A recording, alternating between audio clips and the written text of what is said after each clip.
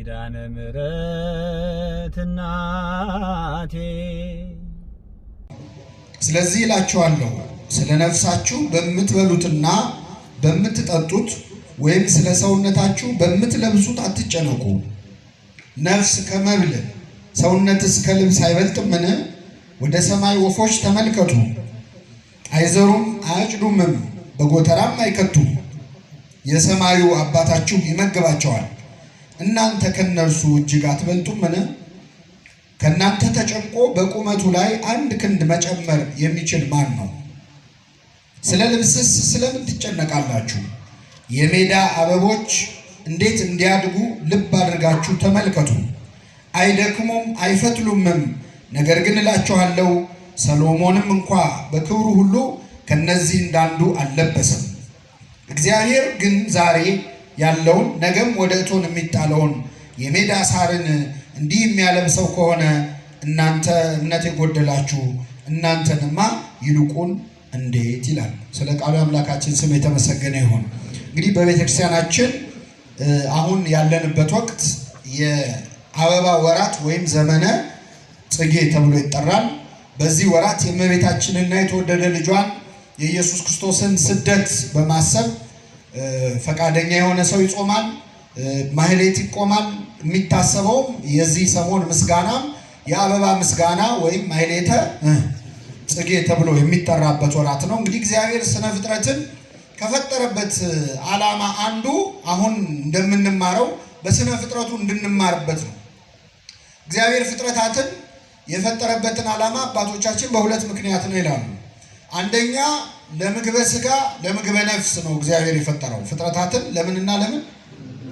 ለምግበ ስጋና ለምግበ ነፍስ። ለምግበ ስጋ አንደኛ ያው ምንበላውን እንድንበላ ነው ከፈጠረው ፍጥረታት ውስጥ ለምግበ ስጋ የሚባለው። ለምግበ ነፍስ የሚባሉ ደግሞ አሉ፣ ለመንፈሳዊ ነገር የሚውሉ አሉ። ለስጋ ብቻ ሳይሆን ለነፍስም የሚጠቅሙ ዕጣኑ፣ ዘቢቡ የመሳሰሉት ሁሉ ለመስዋዕት ለቤተ መቅደስ አገልግሎት የሚውሉ ምግበ ነፍስ ተብለው ይጠራሉ። ስለዚህ ለምግበ ስጋ ለምግበ ነፍስ እግዚአብሔር ከፈጠረው ፍጥረት ውስጥ የማይጠቅም አንድም ፍጥረት የለም። አሁን እኛ አንዳንድ ፍጥረታት ስናይ እንደው እግዚአብሔር ምን ነው ይሄን ቢተወው ምንለው ፍጥረት የለም። አንዳንዴ ትላትሉ ምናምን ስታዩ ሲዘገንነን ይሄን ቢተወው ምን ችግር አልነበረውም። ግን ለኛ ላይ ጠቅመን ይችላል እንጂ ያ በጣም የምንጠላው የምንጸየፈው ነገር ሳይቀር ለዚች ምድር ያስፈልጋል ያስፈልጋል ለኢኮሲስተሙ ያስፈልጋል። እግዚአብሔር በጣም የሚዘገንኑ እኛ ስናያቸው የሚያጸይፉን ትላትሎች ሳይቀር ዓለም በዚህ አሁን በምትኖርበት ሁኔታ እንድትኖር በጣም ያስፈልጋል። እንግዲህ ስነ ፍጥረት አንዱ ትርጉሙ ነው። ስነ ፍጥረት ማለት ቀጥታ ሲተረጎም የፍጥረታት ውበት ማለት ነው። ስነ ፍጥረት ማለት ሁለተኛ ስንአ ፍጥረት ይባላል። የፍጥረት መስማማት ይባላል።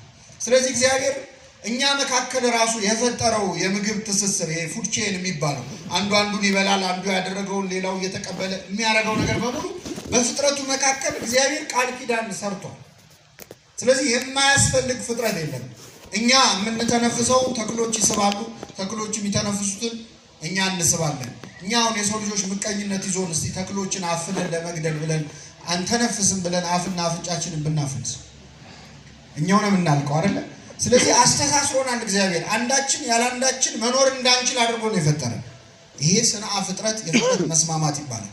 እና ስነ ፍጥረቱ የተፈጠረው ውስጥ አንድም የማይጠቅም ነገር የለውም። ክፉ የምንለው ፍጥረት የለም። ግኖስቲኮች ብለን የምንጠራቸው መናፍቃን የሆነ ሰዓት ተነስተው ክፉ የሆኑትን ነገሮች የፈጠረው የጨለማው አምላክ ነው እግዚአብሔር አይደለም ብለው ያስተማሩ ነበሩ በቤተክርስቲያን ታሪክ። ግን ሁሉ በእርሱ ሆነ፣ ከሆነውም አንዳችስ እንኳን ያለ እርሱ አልሆነም። የተፈጠረውን ፍጥረት ሁሉ የፈጠረው እግዚአብሔር ነው። ንብን የፈጠረው ማን ነው? ዝንብንስ ቀዘቀዛችሁ? ዝንብንስ የፈጠረው ማን ነው? እግዚአብሔር ነው። የዝንብ ጌታ ብለው የሚያመልኩ አሉ። ብኤልዜቡል የሚባል ቃል አልሰማችሁ? ብኤልዜቡል ማለት የዝንብ ጌታ ማለት ነው። የዝንብ ፈጣሪ ያለው ብለው ያምናሉ። ግን ዝንቡንም ንቡንም ትሉንም የሚጠቅመውን የማይጠቅመውን የሚመስለንም የፈጠረው ማን ነው? እግዚአብሔር ነው። የማይጠቅም ፍጥረት የሁሉ ገዢ ነው እግዚአብሔር። እስራኤልን ነፃ ለማውጣት በግብፅ ብዙ መቅሰፍት አውርዷል ነበር። 10 መቅሰፍት ያወረደባቸው መንገዶች ስታዩት መቅሰፍቱን ማውረድ ብቻ አይደለም የፈለገው።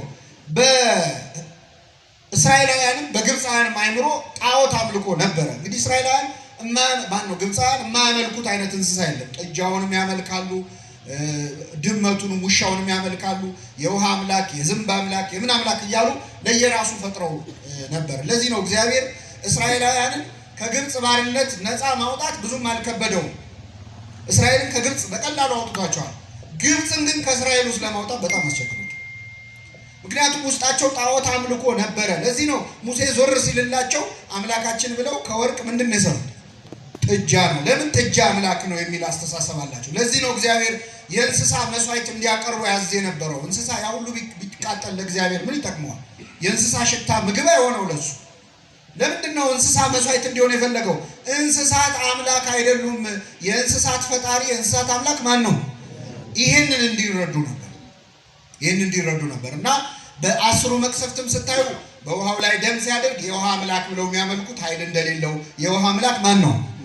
እግዚአብሔር። የዝንብ መንጋ ሲለቅ ዝንቡንም የሚያዘው ብኤልዜቡል አይደለም። ማን ነው? እግዚአብሔር። ሁሉን የፈጠረ ማን ስለሆነ? እግዚአብሔር ስለሆነ። ስለዚህ ለመግቦት ለምግበ ሥጋ ለምግበ ነፍስ የተባለው እግዚአብሔር የፈጠረው ፍጥረት ሁሉ የማይጠቅም ፍጥረት የለው። ሁለተኛ ለአንክሮ ለተዘክሮ ነው ይላሉ አባቶች። ለአንክሮ ለተዘክሮ ማለት ደግሞ እግዚአብሔር መኖሩን እንድናውቅ ነው። እግዚአብሔር አምላክ መኖሩን በትክክል እንድናውቅ ነው። ቅዱስ ጳውሎስ በዚህ በሐዋርያት ሥራ ምዕራፍ 14 ላይ የተናገረው ቃል አለ። ልባችንን በምግብና በመብል በደስታ ሲሞላው ይላል። ከሰማይ ዝናብን ሲያወርድልን ልባችንን በመብልና በደስታ ሲሞላ እግዚአብሔር ራሱን ያለ ምስክር አልተወም ይላል። እስኪ በሉ ራሱ ያለምን አልተወም። ወያደገ ርሶ ዘእንበለ ሰማዕት። ራሱን ያለ ምስክር አልተወም እግዚአብሔር። ማለት ምን ማለት መሰላችሁ? እግዚአብሔር መኖሩን ምስክር ትቶልናል። ማን ነው የመጀመሪያው ምስክር ካላችሁ ምኑ ነው? ስነ ፍጥረቱ ነው። እግዚአብሔር መኖሩን የተፈጠረው ነገር ያሳያል። ዲዛይን አርጊውመንት የሚባለው አሁን እግዚአብሔር የለም ለሚሉ ሰዎች ከምናቀርበው በጣም ጠንካራው ማሳያ ስነ ፍጥረቱ ነው። ምክንያቱም ይሄ ዓለም በአጋጣሚ ነው የተፈጠረው ብሎ ማመን በጣም ከባድ ነገር ነው። በነገራችን ላይ እግዚአብሔር የለም ማለትን ያህል እምነት የሚጠይቅ ነገር ነው። አለ ከማለት የለም ማለት በጣም ይከብዳል። ለምን ካላችሁ አሁን እስቲ ይሄ ዓለም የሆነ ጊዜ በተፈጠረ ፍንዳታ ነው የተከሰተው ማለት ቀላል ነው ከባድ? እስቲ አሁን ከኔ ጀርባ እዚህ ስዕላት አሉ። እዚህ የተሳሉ ቆንጆ ስዕላት አሉ። ስዕሉ እንዴት መጣ ሲባል ድንገት ቀለም ተደፍቶ ተረጫጭቶ ነው የመጣው ቢባል ታምናላችሁ? ወይም እሺ ልንገራችሁ፣ አንድ ስፍራ ላይ ወረቀቶች አሉ። አንድ አዳራሽ ውስጥ በጣም ብዙ ነጭ ወረቀቶች አሉ፣ ቀለም ደግሞ አለ እና ያ አዳራሽ በሆነ መንገድ ፍንዳታ ገጠመውና ፈነዳ። ቀለሙም ተረጫጨ፣ ወረቀቱ ተረጫጨ። ልብ አድርጉ፣ ባዶ ወረቀትና ቀለም ነበር። በተፈጠረው ፍንዳታ ያ አዳራሽ ላይብረሪው ደግሞ ሊቀየር ይችላል ማለት ወረቀቱ ላይ ቀለሞቹ ተረጫጭተው መጽሐፍ ሆነው ያለቀለም መጽሐፍ ሆኖ ላይብረሪ ሆነ እና ይሄ ላይብረሪ ከየት መጣ ሲባል በፍንዳታ ብሎ ማመን ቀላል ነው ከባድ? እግዚአብሔር የለም ማለት ያለ እምነት የሚጠይቅ ነገር የለም። በነገራችን እኛ የተፈጠርንበት አፈጣጠር አሁን የሰው ልጅ እኛ ብቻ ነን በሁለት እግራችን ቆመን የማንደፋው ታውቃላችሁ። ባላንስ አድርጎ ሁለት እግር ኖሮት ቆሞ መሄድ የሚችል ሰው ብቻ። ሌላ ወንበር እንኳን በሁለት እግር ማቆም አትችልም። ቢያንስ 3 መሆን አለበት እኮ።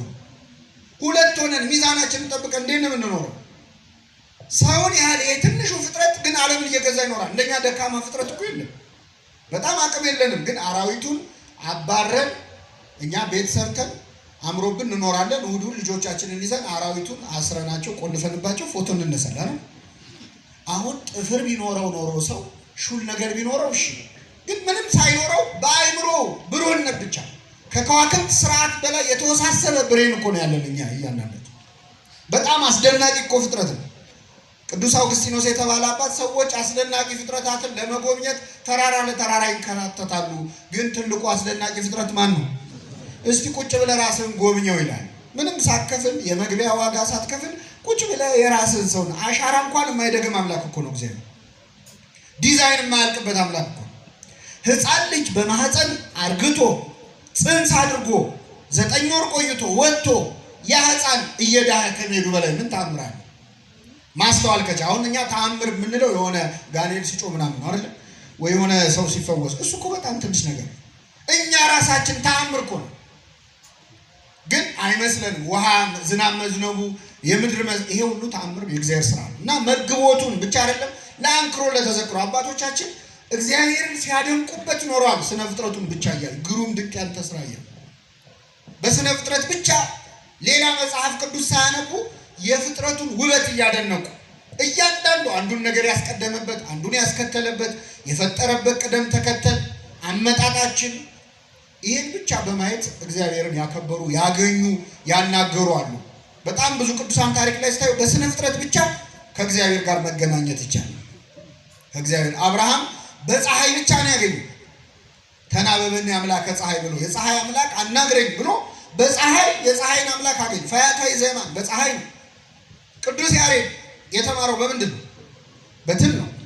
7 ጊዜ ወደዛ ወደዚህ ስትወርድ ስትወጣ ሲያያት እንዴ ገርሞት በሷ ወደ ትምህርት ቤት ተመለሰ። አሁን እኛ ብንሆን በሆነ ወረቀት ነገር እናወርደውና ከስር ጭፍልቅ ነው አይደል? እናረው ምን ትመላለስብኛለች ማለት በትል ተምሯል። ስነ ፍጥረቱ እያንዳንዱ ክርስቶስ ምን አለ? እያንዳንዱም ነገር ተማሩበት። ሰማያት የእግዚአብሔርን ክብር ይናገራሉ ይላል። እነማ ሰማያት ሌላ ጥቅስ ሳፈልግ ሰማይን እያየ የእግዚአብሔርን ክብር ታያለ። ምድርን እያየ እጽዋቱን እያየ የሰማይ ወፎችን ተመልከቱ፣ አበቦችን እንዴት እንዲያድጉ ልብ አድርጋችሁ ተመልከቱ። መጽሐፈ ምሳሌ ላይ ደግሞ ጉንዳኑን ሳይቀር ተመልከት። ወደ ገብረ ጉንዳን ሂድ፣ ወደ ጉንዳኖች ሂድ፣ እንዴት እንደሚሄዱ እንዴት እንደሚሰማሩ እንዴት እንደሚወጡ እንዴት እንደሚገቡ ተመልከታቸው። በስነ ፍጥረቱ ውስጥ እግዚአብሔር በጣም ብዙ ትምህርት አስቀምጦልናል። አሁን የምናከብረው የምናስበው ወራት ላይ ደግሞ ዘመነ ጽጌ ነው፣ የአበባ ወራት ነው። በዚህ ሰሞን ስሙን የምናነሳው አባት በአበባ ምክንያት ወደ ክርስትና የመጣ አባት ነው። አባ ጽጌ ድንግል ይባላል። አባ ጽጌ ድንግል መጀመሪያ አይሁዳዊ ነበር፣ የአይሁድ እምነት ተከታይ ነበረ። ትንቢተ ኢሳይያስ ምዕራፍ 11 ከቁጥር 2 ላይ የተጻፈ ቃል አለ። ከእሴይ ስር ቁጥቋጦ ያፈራል የሚል ስለ አበባ የተነገረ ቃል። በዚህ ቃል መነሻነት ክርስትና እውነት ይሆን እንዴ እያለ በጣም አይምሮ ይረበሽ ነበር። በኋላ በጫካ ውስጥ የእመቤታችን ስዕል በአበባ ተከባ ተመለከተ። ይህም ሁለተኛ ምልክት ሆነው። ሶስተኛ አባ ዜና ማርቆስ የተባሉ አባት ቅዱስ አባት የመጽሐፍ መምህር የሆኑ ብሉይንም ሐዲሱንም በደንብ የተማሩ ነበሩ። አገኙት፣ አስተማሩት፣ ክርስትናን ተቀበለ። እጅግ በጣም ውብ የሆነ የምስጋና ጸሎት ደረሰ። የእሱ ስም አባ ጽጌ ድንግል ተባለ፣ አበባ ተባለ ማለት ነው። የደረሰው ድርሰት ደግሞ ማህሌተ ጽጌ ተባለ። ስለዚህ አበባ ለሱ ልክ አብርሃም በፀሐይ ክርስቶስን እንዳገኘው፣ ፈያታዊ ዘየማን በፀሐይ እንዳገኘው፣ ሌሎቹም ቅዱሳን በተፈጥሮ እንዳገኙት የአባት ደግሞ አበባ መመለሻ ሆኖታል ማለት ነው። ምንድነው አበባ ውስጥ እኛ አበባ ስናይ ምንድነው የምንማረው ነው?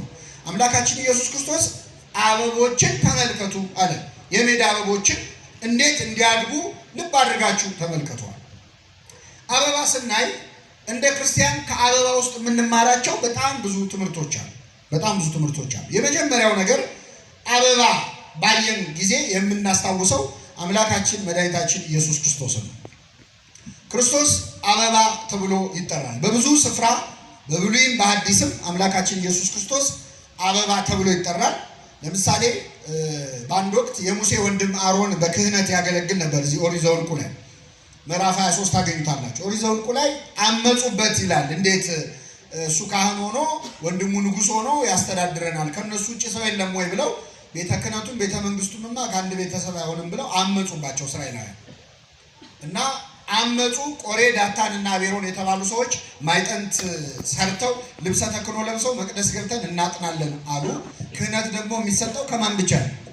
ከእግዚአብሔር። ልብሰ ተክህኖ መልበስ ሰውን ካህን ያደርገዋል? አያደርገውም። ገብተው እናጥናለን ሲሉ መሬት ተሰንጥቀው አጠቻቸው ይላል። በህይወታቸው ሳሉ ሲኦል ወረዱ ይላል። በጣም የሚያስደነግጥ ነው በእውነት። በህይወታቸው በስጋ በነፍስ በስጋ ሲኦል ወረዱ። ከዚያ ሙሴና አሮን ተንበርክከው የዋሆች ስለሆኑ እባክህ ማረው ይህንን ህዝብ ይቅር በለው ብለው ያንን መቅሰፍት አስቆሙ። ከዚያ በኋላ እግዚአብሔር ሙሴ ለወንድሙ አድልቶ አሮንን ለክህነት እንዳልሾመውና እግዚአብሔር ራሱ ክህነትን ለአሮን እንደሰጠ ማሳየት ፈለገ። ስለዚህ ለሙሴ ምን አለው? ከ12 የእስራኤል ነገድ 12 አብትር ወይም በትሮች ሰብስብና ከቤተ መቅደስ አሳድር አለ። ከዚያ በኋላ ከ12 ውስጥ አብቦ የተገኘው ማን ካህን እንዲሆን እንደመረጥኩ ይታወቃል አለ። ከሌዊ ነገድ የሆነው የአሮን በትርም አብራ ገብታ ነበር። ሳይተክሏትና ውሃ ሳያጠጧት የአሮን በትር ምን ብላ ተገኘ? ለምልማ አብባ ተገኘች። አሁን በአዲስ ኪዳን መነጽር ስንመለከተው ሳይተክሏትና ውሃ ሳያጠጧት የለመለመች የአሮን በትር ማን ነች? እመቤታችን ነች። ያቺ ያለ ወንድ ዘር ሳይተክሏት ውሃ ሳያጠጧት ማለት ያለ ዘራ ብእሲ፣ ያለ ሩካቤ፣ ያለ ሰስሎተ ድንግልናዋን ሳታጣ ሳታገባ ሳይተክሏት ውሃ ሳያጠጧት እውነተኛውን አበባ ያፈራችው በትር ማነች? እመቤታችን ነች። የአበባ ደግሞ ማን ነው? አምላካችን ኢየሱስ ክርስቶስ አበባ ነው። እንግዲህ አበባ እንደየእንትኑ ትርጉም አለው አይደለ? ክርስቶስ ምን አይነት አበባ ነው? እንግዲህ አበባ ስናይ ቀለሙን እያየን ነው አይደለ? ይሄ አበባ ለምሳሌ ቀይ አበባ ለምንድን ነው ትርጉም? እንደማያውቃቱ ቀይ አበባ ለዚህ ነው፣ ነጭ አበባ ለዚህ ነው ምናምን ይባላል አይባልም? ይባላል። በቤተ ክርስቲያናችን አምላካችን ኢየሱስ ክርስቶስ አበባ ነው። ምን አይነት አበባ ነው? ነጭም አበባ ነው፣ ቀይም አበባ ነው ክርስቶስ። በዚህ ሰሞን እንዘ ታቅፊዮ ለሕፃንኪ ጽጌ ጻዕዳ ወቀይህ፣ ነጭም በሉ እስኪ ቀይም አበባ የሆነ ልጅሽን እንዳያሽው ወደ እኔ ነይ፣ ወደኛ ትምጣልን እመቤታችን። አሁን ሰው አበባ አቅፎ ሲመጣ ደስ ይላል አይደል? ይላል። እና አባ ጽጌ ድንግል ምንድን ነው የሚለው? ነጭም ቀይም አበባ የሆነ ልጅሽን እንደታቀፍሽው ሕፃንሽን ለሕፃንኪ ሕፃንሽን እንደታቀፍሽው ወደ ቤተ መቅደስ ገባሽ። በዕለተ ተአምር ወንጽ፣ በተአምርና የንጽህና ቀን የሚባል የመንጻታቸው ወራት በተፈጸመ ጊዜ እመቤታችን ክርስቶስን ታቅፋ ወደ ቤተ መቅደስ ሄደች ይላል አይደል? የሉቃስ ወንጌል ስምዖን ተቀበላቸው። እንዴት ነበረ አቅፋው ስትገባ ወደ ቤተ መቅደስ? መቅደስ የገባሽው አለ ነጭም ቀይም የሆነ ምንን ታቀፈሽ ነው? አበባ ታቀፈሽ። ነጭም ቀይም አበባ ማን ነው? አምላካችን ኢየሱስ ክርስቶስ ነው። እሱን ይዘሽ እንዘ ታቅፊዮ ለሕፃንኪ ጽጌ ጻዕዳ ወቀይህ፣ ነጭም ቀይም አበባ የሚባል ልጅሽን ይዘሽ በዕለተ ተአምር ወንጽ፣ በተአምርና በንጽህና ቀን ወደ ቤተ መቅደስ እንደገባሽው ርግቤ ሆይ ወደ እኔ ወደ ኃጢአተኛው ወደ እኔ ነይ እያለ ከሚካኤል ጋርና ከገብርኤል ጋር ወደ እኔ ነይ፣ ወደ ሁላችን ትምጣልን እመቤታ። እንዴት ነበር እስቲ አሁን ቤተ መቅደስ ሲገባ ክርስቶስ? ስምዖን አረጋዊው ነው የተቀበለው። ሕፃኑን ክርስቶስን ታቅፋ ስትገባ እመቤታችን በጣም ደስ አለው። አረጋዊነቱ ተረሳ። ዓይኖቼ ማዳንህን ምን ብለዋል? አይተዋል አለ። ክርስቶስን ሕፃን ሆኖ ማየት እኮ በጣም ትልቅ ክብር ነው። እንዲሁም ሕፃን ደስ ይላል አይደል? ክርስቶስ ሲሆን ደግሞ አስቡት። ያ ሕፃን አምላካችን ኢየሱስ ክርስቶስ ሕፃን በነበረ ሰዓት በጣም ሰዎች ይወዱት ነበር። አረጋዊ መንፈሳዊ የተባለ አባት ተገልጦለት አይቷል። ሕፃኑን ክርስቶስ ለማቀፍ ሰዎች ሁሉ ይሻሙ ነበር። እሱን አቅፋ ልቧ በሐዘን የደማ ሴት ከሐዘኗ ትረጋጋ ነበር። እሱን ያቀፈ ሰው አይጠግበውም ነበር። መዓዛውን ሊለየው አይፈልግም ነበር። እመቤታችን አይታ እስክትናፍቅ ድረስ ሰዎች እየተሻሙ ያቅፉት ነበረ። አይ ልጄ ነው አምጡ ማለት ትችላለች አይደል? እንዳትል ሕፃን ተወልዶልናል፣ ወንድ ልጅም ተሰጥቶናል። የእሷ ልጅ የእሷ ብቻ ነው እንዴ? የሁላችንም። እና ሕፃኑን ታቅፈሽ ወደ ቤተ መቅደስ የገባ እንግዲህ ይሄ ስምዖን ምንኛ እንደተደሰተ። አባ ጊዮርጊስ ዘጋስጫ ደግሞ ይላል ሕፃኑን ክርስቶስን ታቀፈው ይላል። የኦሪቱ ካህን ስምዖን ሕፃኑን ታቀፈው፣ በጉን ታቀፈው ይላል። ንጹሑን የእግዚአብሔር በግ ክርስቶስን ታቀፈው፣ እንዳይሰዋው ጊዜው አልደረሰም ይላል። ካህን በግ ካገኘ ምን ማድረግ ነው? ስራው መሰዋት ነው። ይሄ በግ ይሄ እግዚአብሔር በግ ግን ገና ጊዜው አልደረሰም በመሳሳት አየው ይላል።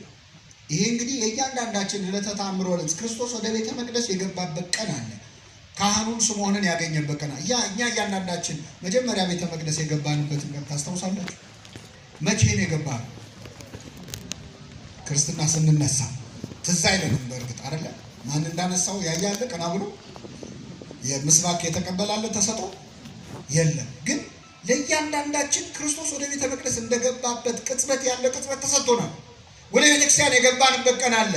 ለእኛም ስምዖን አረጋዊ ቆሞ ተቀብሎናል። አባቶቻችን ካህናት አይደለም ተቀብለውናል፣ አቅፈውናል፣ ደስ ተሰኝተውብናል። እና ነጭም ቀይም አበባ የተባለ አምላካችን ኢየሱስ ክርስቶስ ነጭ አበባ ነው። ነጭነቱ ጻዕዳ በመለኮቱ ይላል። ነጭ መሆኑ አምላክነቱን ነው የሚያሳየው፣ ብሩህ መሆኑን ነው የሚያሳየው። ክርስቶስ ከትንሣኤው በኋላ በተለይ ብሩህ ሆኖ ታይቷል። በታቦር ተራራ ላይም ምን ሆነ ይላል? ልብሱ እንደ በረዶ ምን ሆነ? ነጭ ሆነ። ፊቱም እንደ ፀሐይ ምን አለ? አበራ ይላል። ብርሃን ሆነ። ቀን እስኪመስል ሌሊቱ የነጋ እስኪመስል ድረስ የክርስቶስ ፊቱ እንደ ፀሐይ አበራ፣ ልብሱ ደግሞ ነጭ እንደ በረዶ ሆነ። ሙሴ እንኳን ፊቱ አብርቶ ነበር አይደል? እግዚአብሔርን አናግሮ መጥቶ ሙሴ አናግሮ ሲመጣ ፊቱ አበራ። እስራኤላውያን ፈሩት። ተሸፈንልን ተገልበብለን አሉት፣ ተሸፈንልን አሉት። ሙሴም በልብሱ ፊቱን ምን አለ? ሸፈነ። የኛ አምላክ ክርስቶስ ግን ልብሱ ፊቱ ሲያበራ በልብሱ እንዳይሸፍን ልብሱ ምን ሆነ? እንደ በረዶ ነጭ ሆነ።